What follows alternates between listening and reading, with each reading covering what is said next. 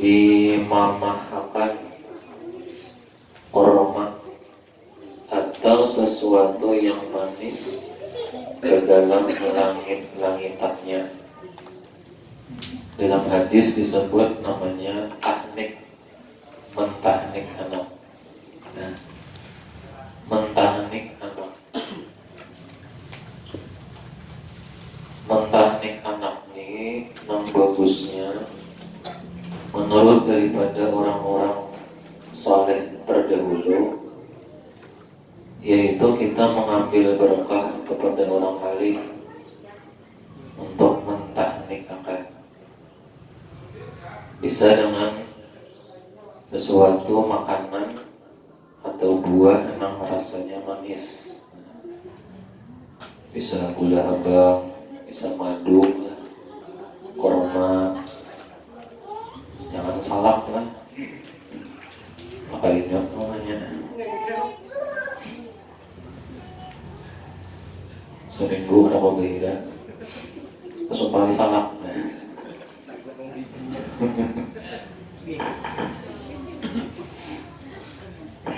Jadi kenapa jadi orang saleh mencari supaya doa dari orang saleh itu didapat. Dan biasanya Rasulullah mengucup kurma itu mamah biak kan biasanya. Imbah di mamah biak dikeluarkan, disuapkan ke mulut si bayi tadi. Imbah itu telunjuk kita ini kita sambungkan ke langit-langit anak tadi. Jadi modelnya masuk banget. Nah itu juga supaya lidah atau liur daripada orang soleh tadi masuk juga ke anak dengan tujuan mutabaah supaya anak ini jadi anak yang soleh juga. Nah itu.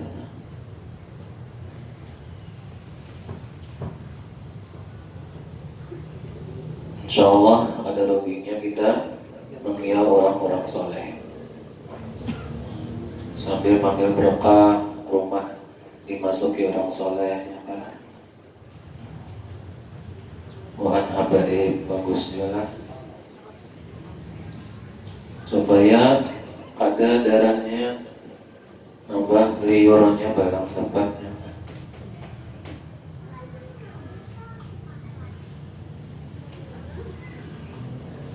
Itu niat daripada mentahnik anak.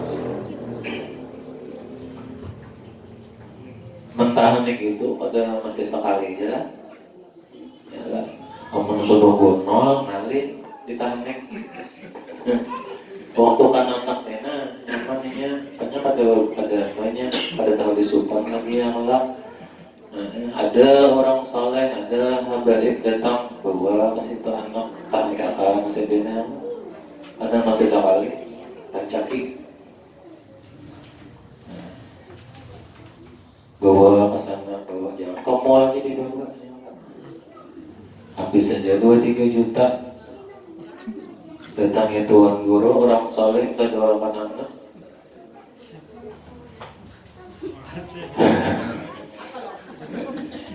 Ada nih istilahnya kita nih model menurut jejak langkah para orang saleh terdahulu. Dan itu pun juga yang dilakukan oleh Rasulullah kepada anak cucu Siti. Itu juga mentahnik.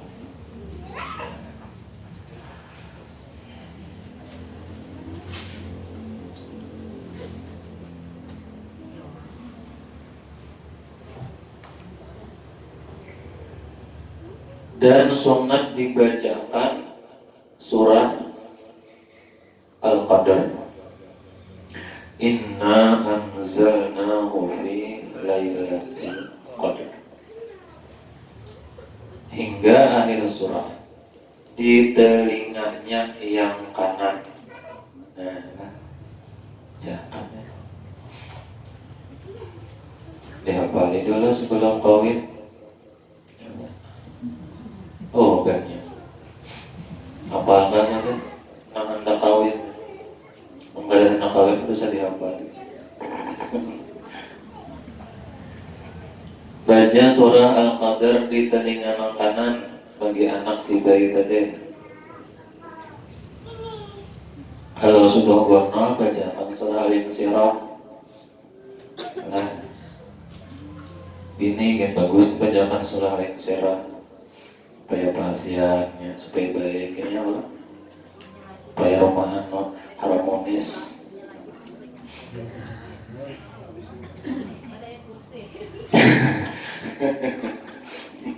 Berarti dia biasanya ayat kursi lah, ganti ulang banyak surah Al-Insyirah. Ya, kurang pas ya, itu tak meruqyah.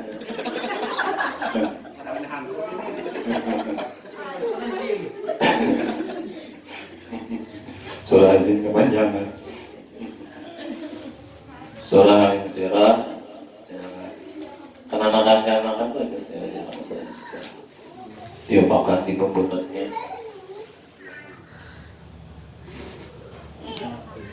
Jadi guru ulun tuh lo baca surah Al-Insyirah dalam bini di sini, diupakan ke pembunatnya. Amun supaya bini itu pada curiga, kisah-kisah mencium di pembunatnya saja. Padahal sudah dibacakan surah Al-Insyirah, tujuannya adalah supaya harmonis ya.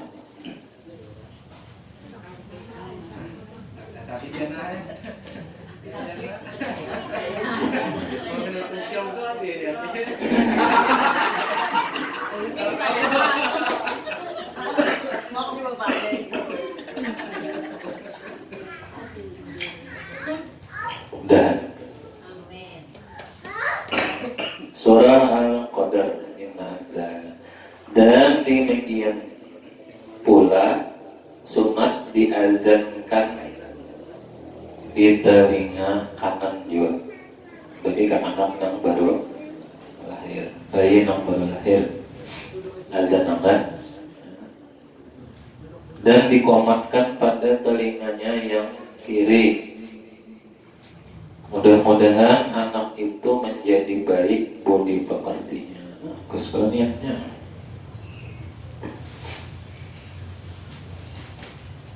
Sama orang yang meninggal adalah ada riwayat ketika mayit masuk kubur diazankan sama dengan ketika inya lahir. Ada ini ketikanya masuk pulang bulik, ini ketikanya hadir diazankan, ketikanya bulik pulang diazankan. Itu ambilannya. Ya. Ada asal-asalan azan bang. Ada juga orang pendapat azannya itu dihiga telinga si mayit langsung sebelum dimasukkan ke kubur itu. Nah, ya, sudah kalau kita di sini kan pakai peti lah, tebelah. Seorang tebelah, oh, ijazah ada datang.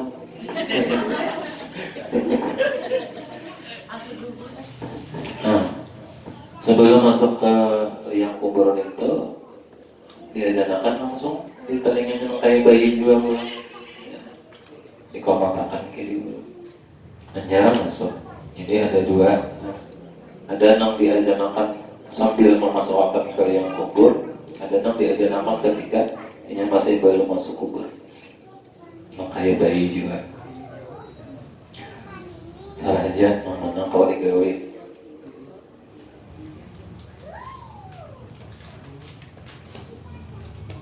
Dan terpelihara si anak itu pada segala kejahatan. Kejahatan itu macam-macam. Ada yang nampak, ada yang tidak nampak, yang ada jin, iblis, ada nampak diganggunya. Ada yang dirawatnya aja, menangisan benar aja. Nah, jadinya diganggu jin tanya lah.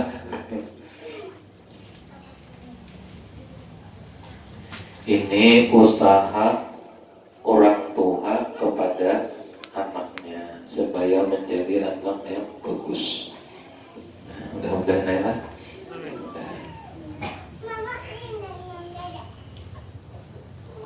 Nah, selesai sudah hak anak kepada orang tuanya atau hak orang tua kepada anaknya. Nah, masuk kepada masalah menyembelih binatang yang halal. Nah, ini bab ulang pada masalah penyembelihan hewan.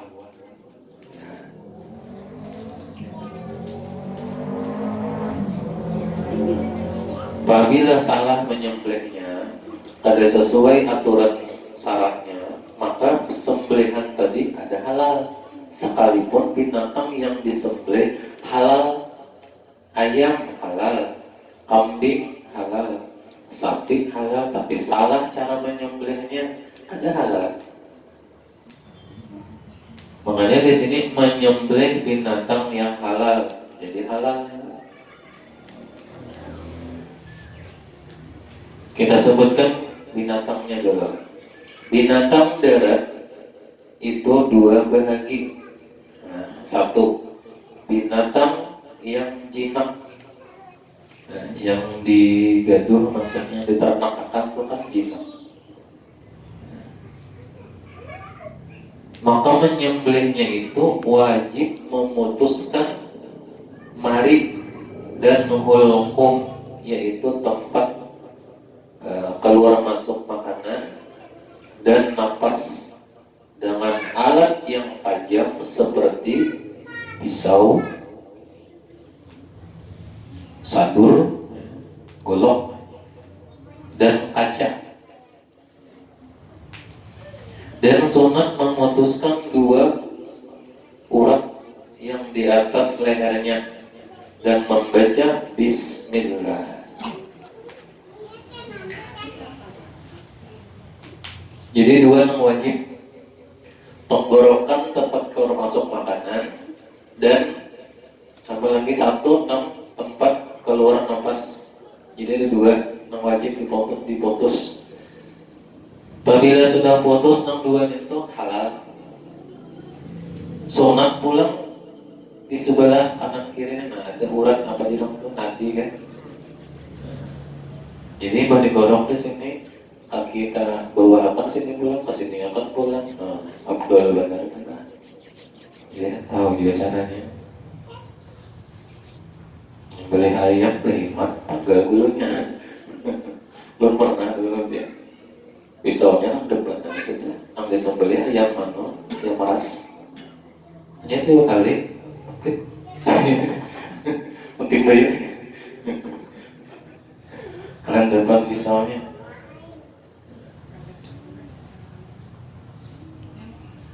Nah, jadi wajibnya itu memutuskan dua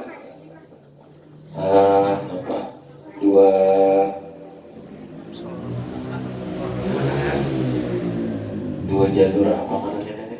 Selang lah. Apa namanya?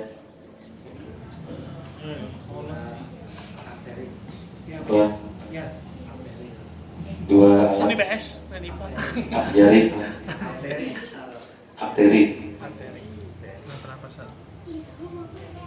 Keluar masuk nafas dan keluar masuk makanan.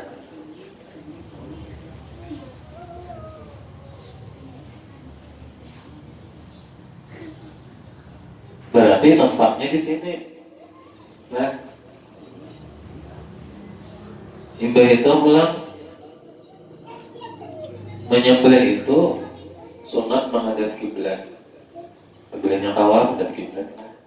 Misalnya kiblat sana. Berarti kepalanya sebelah sini, kakinya sebelah kanan kita. Jadi ketika itu menyembelih, tangan kiri kita ini mengikuti kepalanya, bagian kepalanya di mana kan? Ya, tangan kanan menggorok. Berarti posisinya nama kaki atau parotnya sebelah kanannya lah. Seandainya paling dia belum, ada apa aja? Kita, ya cuma nanti kalau lagi berpaling belum ada apa aja? Nanti arah nang sembelihan ini, ya kiblat kesana. kalau nang bagus menanda ya nang jadi sebelah kiri memegang sebagian kepalanya, belah kanan kayaknya. Namun ini tidak paling hebel lah. Nang abdalnya adalah.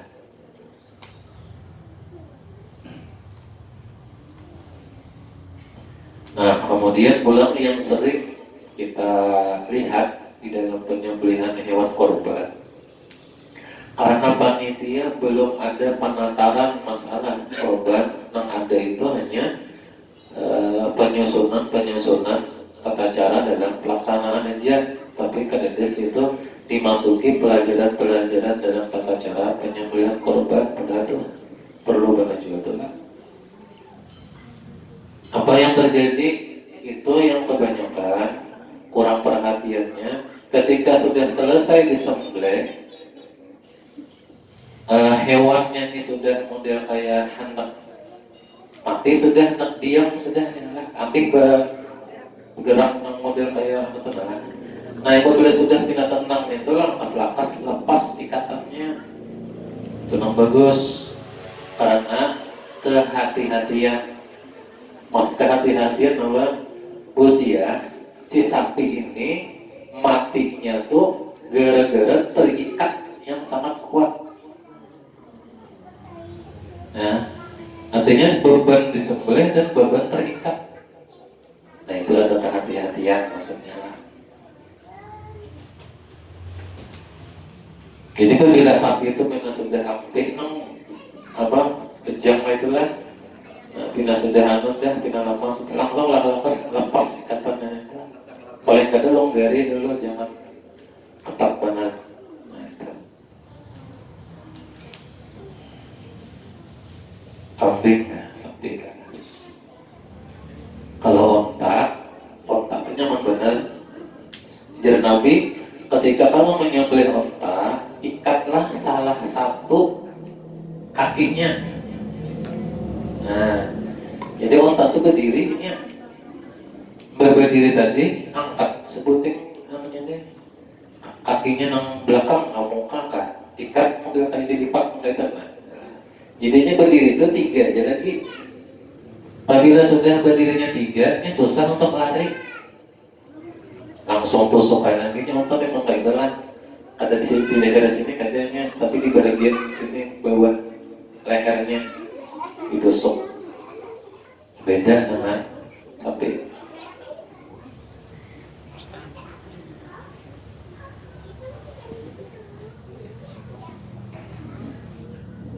Nah kalau gajah itu sama lawan kucing, binatang suci tapi tidak halal dimakan. Nah, kucing itu suci, disentuh, dipegang, ada najisnya, ada najis mogolozon.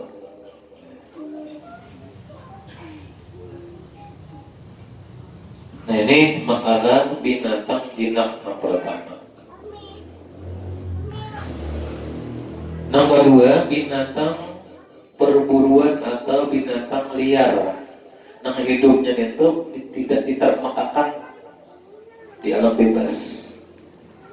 Apa biasanya tuh binjangan lah, di hulu, wah ini binjangan. Apa lagi? Biawak. Biawak itu 2 alam. Burung, nah itu kan liar tuh. Jadi ada binatang jinak, ternakan, ada binatang liar yang hidup di alam liar. Maka menyembelihnya itu binatang menurut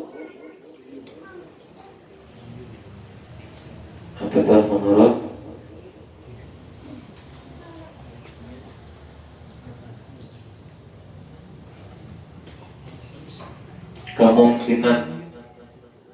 Makanya apa kemungkinan menyembelihnya? Nah, tidak diwajibkan memutuskan mari saluran napas dan hulqum saluran makan tersebut, kan wajib kalau binatang itu liar, misalnya zaman berburu ada kijang atau apa namanya rusak kan, kita panah misalnya di mana kana saya bukanya sampainya pingsan sampainya mati halal ya. Itu kalaunya berburu menembak burung tas gugur nih lapak mati halal. Nah,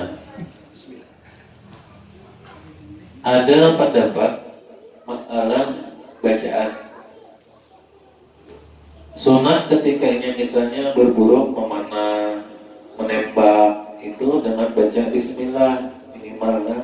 Allahu Akbar, pokoknya menyebut nama Allah bismillah atau Allahu Akbar tas atau tas lah pernah halal sudah. Nah, kalau pendapat yang lain pula menyembelih itu minimal mengucap nama Allah, baik Allahu Akbar atau Bismillah. Ada juga pula sekalipun kadang mengucap Bismillah atau nama Allah, tapi yang menyembelih orang Muslim halal. Ya, penyembelihannya pas lah, halal juga. Walaupun yang menyembelihnya non Muslim sekalipun di sini juga sudah pada baca nama Allah bukan Muslim orang syaratnya ada halal. Padahal disembelih juga nih. Yalah. Nah, langit permasalahan pulang sekarang ini ada mesin penyembelih otomatis yang sekali pencet 100, 1000 dipotong. Berputar anunya. Apa namanya rodanya nantilah. Berputar rodanya. Ayam kegantungannya set terpotong anunya lah. Sekali pencet aja dah. Itu tuh perlu dianukan itu lah. Dulu pernah maklum cuma kurang nama jelas loh dulu waktu di kuliahan Pak Kiai dulu pernah itu permasalahan baru. Namanya memeciknya Bismillah saya bilang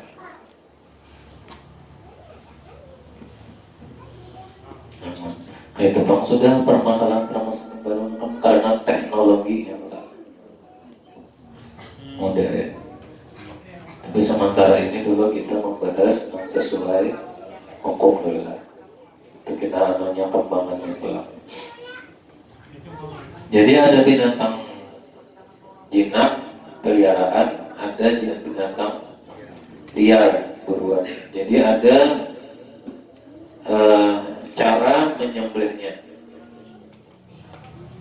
Kalau nang jinak peliharaan ternak, maka itu wajib memutuskan rongga napas dan rongga makannya wajib.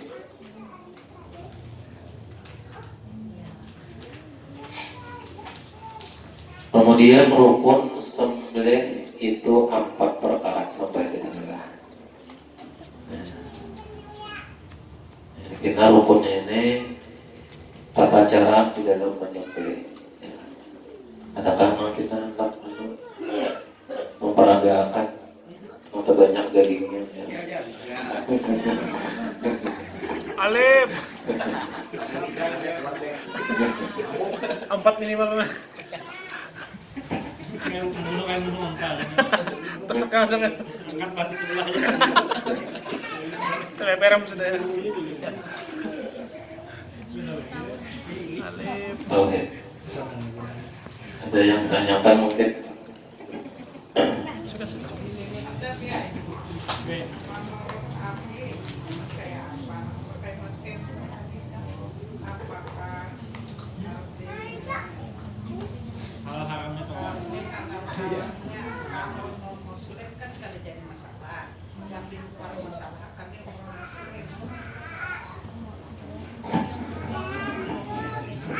Pertanyaan yang tadi sesuai yang belum sampaikan tadi jadulun.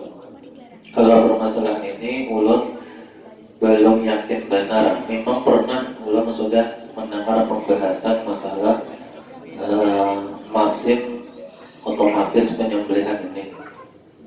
Insyaallah kena ulun aku konsultasi akan pulang lawan ahli di bidang masalah yang baru ini ya.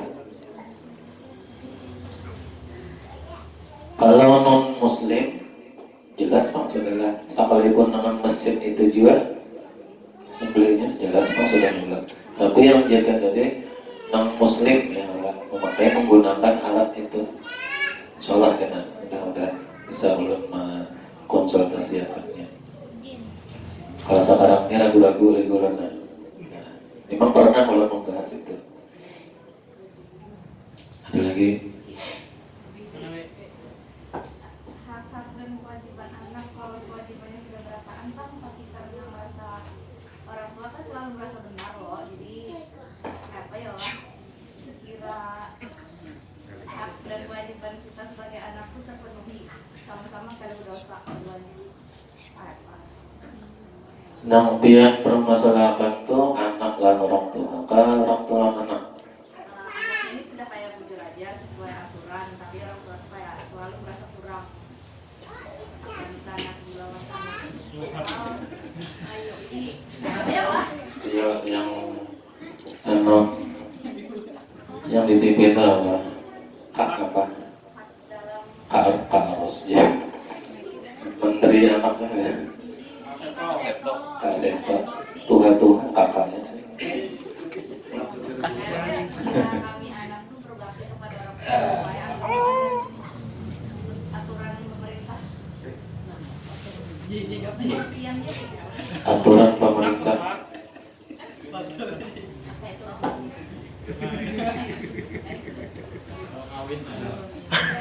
mengisi pikiran anak Oke.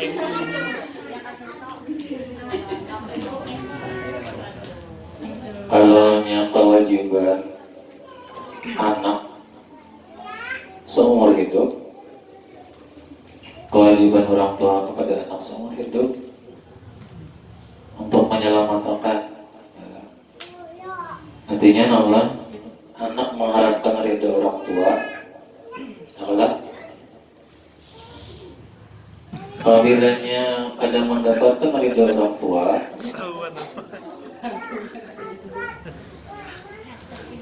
tidak akan mendapatkan SK keselamatan di akhirat. Jadi anak itu kayak apapun orang tuanya, selama itu tidak salah, wajibnya menuruti. Cuman kadang kenapa kita itu berat, karena ego kita ada, Dengarkan. keegoisan kita tuh ada. Ketika Allah Subhanahu wa Ta'ala menyuruh kepada malaikat, kepada jin, ialah untuk sujud kepada Nabi Adam. Ketika itu kan manusia ada banyak, ada lagi, hanya seekor menjadi siapa? Nabi Adam. Karena Allah memuliakan Nabi Adam, lalu Allah menyuruh lawan malaikat, lawan jin yang sudah diciptakan untuk sujud menghormat kepada Nabi Adam. Malaikat situ sini langsung sujud karenanya memandang Allah. Iblis tak pandang Nabi Adam. Nabi Adam ini terbuat dari tanah, aku terbuat dari api, lebih mulia aku, ujar jin, iblis ya Allah, lebih mulia aku.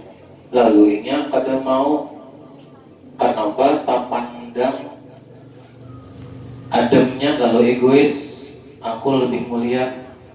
Kada terpandang siapa yang menyuruh siapa? Ya Allah, seandainya iblis ini jin ini terpandang yang menyuruh Allah, maunya sujud, tapi terpandang Adamnya, akhirnya timbul keegoannya pada mau sujud.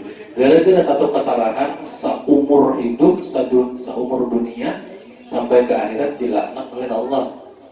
Nah, maksud Nabi ini, kita pandang ini yang menyuruh, yang menasihati ini siapa? Ya Allah, jangan terpandang diri, merasa pintar, jangan. Kita mengharapkan keredaan orang tua. Pandang ini orang tua. Selama orang tua ini menyuruh nang bujur, ada salah, wajib kita mengerti. Apabila yang kada kawa, jangan sampai kita menyambat. Apabila menyambat, orang tua kita sakit hatinya, ini bahayanya, maka disebut dengan durhaka juga. Jadi masalah itu sebenarnya kecil, benar halus, benar. Kalau kita dalam-dalami, berat sebenarnya. Pada semudah itu kita nama merasa ego, merasa benar. Berat, benar. Halus benar itu. Membuat orang tua itu mungkin tersentak aja tengah. Aduh, anakku. Nah itu sudah durhaka. Apalagi umpamai orang tua, nyawanya mahal, anaknya.